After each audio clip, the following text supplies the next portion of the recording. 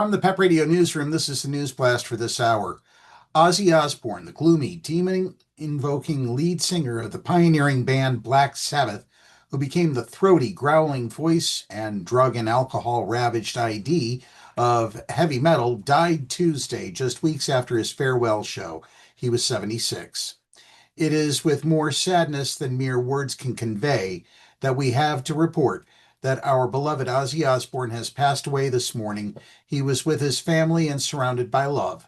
We ask everyone to respect our family privacy at this time, a family statement said.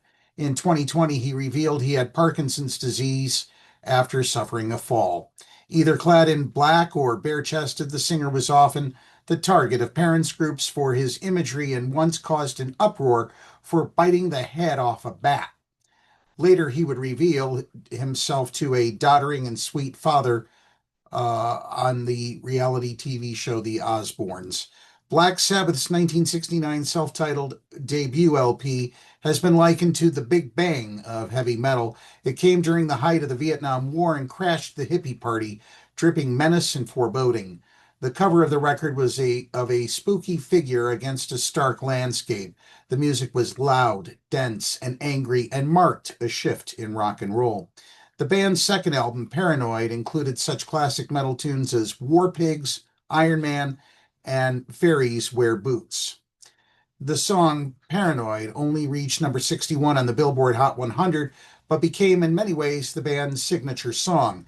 Both albums were voted among the top 10 greatest heavy metal albums of all time by readers of Rolling Stone magazine. Black Sabbath are the Beatles of heavy metal. Anybody who's serious about metal will tell you it all comes down to Sabbath. Dave Navarro of the band Jane's Addiction wrote in a 2010 tribute in Rolling Stone. There's a direct line you can draw from today's metal through 80s bands like Iron Maiden back to Sabbath.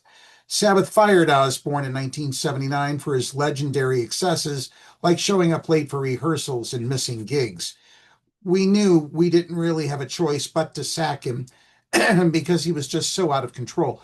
But we were all very down about the situation, wrote bassist Terry Geezer Butler in his memoir, Into the Void.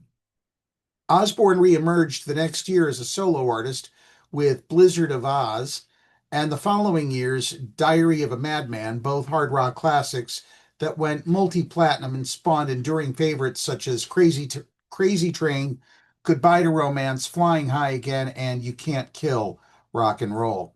Osbourne was twice inducted to the Rock and Roll Hall of Fame, once with Sabbath in 2006 and again in 2024 as a solo artist. The original Sabbath lineup reunited for the first time in 20 years in July 2025 in the UK for what Osbourne said would be his final concert. Let the madness begin, he told 42,000 fans.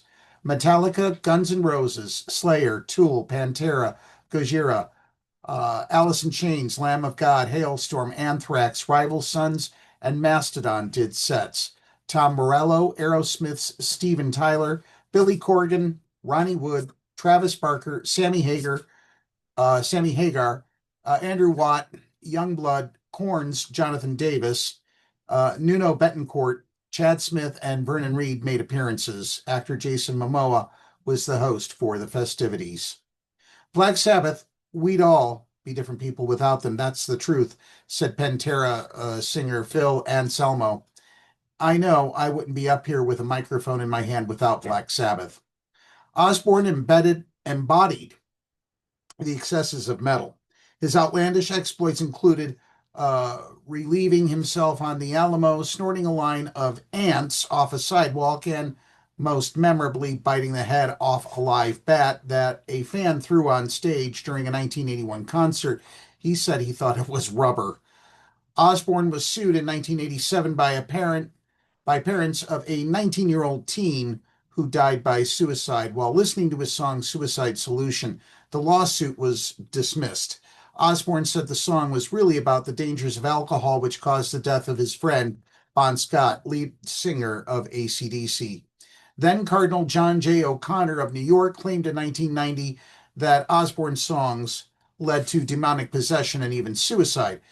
You are ignorant about the true meaning of my songs, the singer wrote back. You have also insulted the intelligence of rock fans all over the world.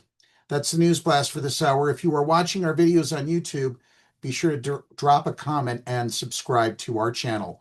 Up next, we have the Meadville area weather forecast here on PEP Radio.